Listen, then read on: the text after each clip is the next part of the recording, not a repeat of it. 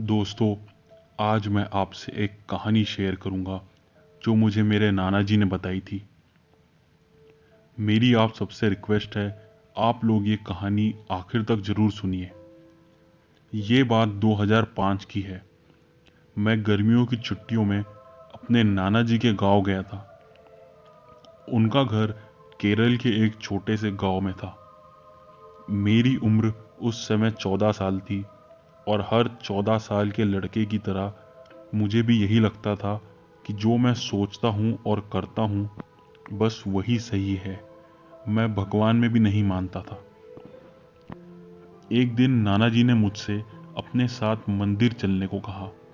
मैंने पहले मना कर दिया, पर फिर नाना जी ने मुझसे कहा अगर मैं उनके साथ मंदिर जाता हूँ तो वो मुझे उनके गांव का एक ऐसा राज बताएंगे जो बहुत कम लोगों को पता है। ये बात सुनकर मैं तैयार हो गया। हम लोग मंदिर की ओर पैदल चलने लगे और नाना जी ने कहानी बताना शुरू किया। जब नाना जी छोटे थे तब गांव में 20-25 ही घर हुआ करते थे। सब लोग एक दूसरे को अच्छी तरह से जानते थे। इस गांव में दो लड़कों की जोड़ी उनके दोस्ती के लिए बहुत मशहूर थी। वो दोनों सारा दिन साथ रहते, ऐसे समझो जैसे एक सिक्के के दो पहलू हो। अचानक उनमें से एक लड़के की तबीयत काफी खराब हो गई। गांव में उस समय बस एक वेद हुआ करते थे, पर वो उसे बचा नहीं पाए और उसकी मौत हो गई। उसकी मौत के बाद दूसरा लड़का बहुत अकेला हो गया था। वो घर से बाहर नहीं निकलता, घर में बैठा रहता और सारा दिन रोता रहता। गांव वालों ने सोचा समय के साथ वो उसे भूल जाएगा और फिर आम जिंदगी जीने लगेगा। हफ्तों बीत गए, पर उसके बर्ताव में कोई फर्क नहीं आया। अब उसके घर वाले परेशान होने लगे थे। तभी एक दिन अचानक वो सुबह स्कूल के लिए तैयार हुआ और खुशी खुशी स्कूल चला गया। वो फिर से एकदम पहले जैसे खुश रहने लगा। उसके घर वाले उसके बारे में एक अजीब सी चीज गौर कर रहे थे। वो अकेले में बातें करने लगा था, बहुत धीरे धीरे। कभी कभी अकेले में हंसता था।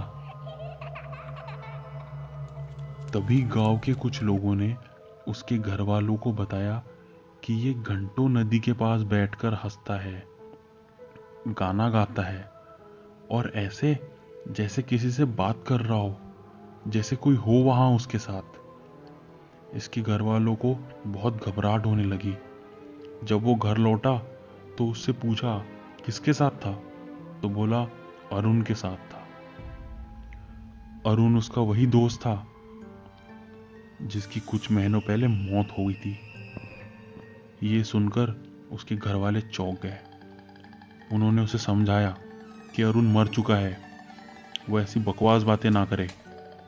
तो वो गुस्सा हो गया, बोला उसे पता था आप लोग कोई इस बात पर विश्वास नहीं करेंगे, इसलिए वो आप लोगों के सामने नहीं आता।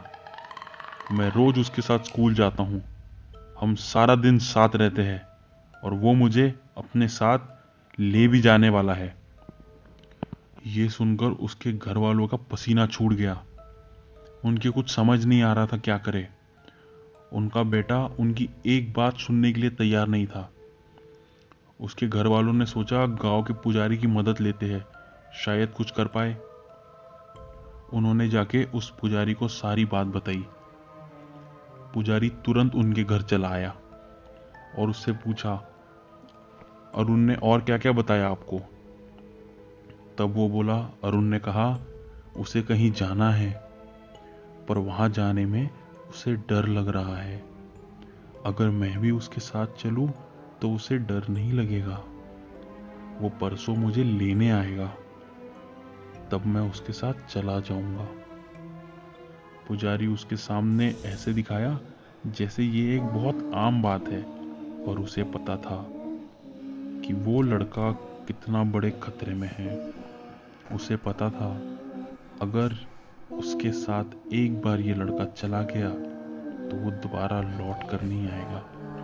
उसने उसके घर वालों को कहा, जब अरुण इसे लेने आएगा तब हमें इसे ऐसी जगह रखना होगा जहां अरुण की कोई भी शक्ति उसकी तरफ इसे खींच न पाए, क्योंकि अगर परसों यानी सूर्य ग्रहण के दिन ये अरुण के साथ चला गया तो ये कभी लौट कर नहीं आएगा, फिर सिर्फ इसकी लाश ही मिलेगी। पुजारी सूर्य ग्रहण वाले दिन इस लड़के को अपने साथ मंदिर ले गया और मंदिर को बाहर से ताला लगवा दिया। कई घंटों तक ये अंदर से चिल्लाता रहा, मुझे जाने दो, अरुण मुझे बाहर से बुला रहा है, अरुण मेरा बाहर इंतजार कर रहा है, मुझे आवाज दे रहा है, मुझे जाने दो। पर जब तक सूर्य ग्रहण खत्म नहीं हुआ तब तक पुजारी ने मंदिर का ताला किसी को खोलने नहीं दिया और उस दिन के बाद अरुण कभी दोबारा दिखाई नहीं दिया। मेरे नाना जी मुझे उसी मंदिर लाए थे जहां उस लड़के की जान बची थी, और वो लड़का कोई और नहीं, मेरे नाना जी ही थे।